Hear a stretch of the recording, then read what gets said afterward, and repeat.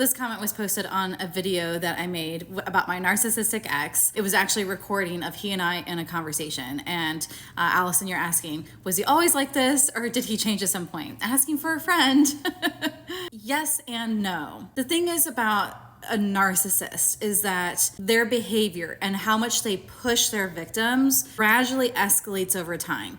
The best analogy that I've heard for this is like, it's if you put a frog in boiling water, it will jump out. If you put a frog in cold water and then turn it onto heat and then it boils over time, it will pass away. This is the best thing that I can think of to describe what it's like to be abused by a narcissist, because it is gradual. It intensifies over time. But there are parts of him and the way this conversation was going that were obvious in the beginning, but weren't obvious from an abusive point of view. He was always like a very even talker. He's very monotone and speak, very much never going to like yell and scream and holler at somebody, just like always going to be very flat and very monotone in his voice. He was also incredibly analytical from day one of me having ever met him. So like the quality of the conversation was always there. The content intensified over time. So there were rules and things that kept getting put into place.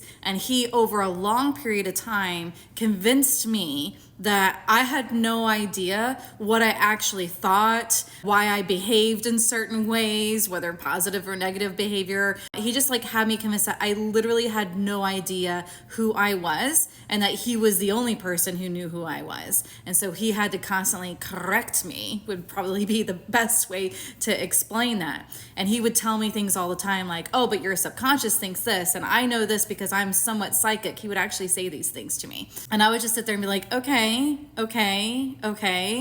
And some of it would sometimes resonate. And so I'd be like, okay, well, that checks out. And so then I would start playing mind games with myself. Well, if that makes sense, then this thing over here must make sense. And I must just not be able to see it very clearly. It became very confusing. I spent a long time after I left that relationship trying to sort my own thoughts away from his thoughts and things that he had put into my brain. It took a long time for me to stop hearing his voice. But I question the asking for a friend. I hope that you just want to know that, like, generally speaking, and I hope that you don't recognize the voice, because he is still out there in the world. So I hope that no one is dating him right now. And if you are, run away.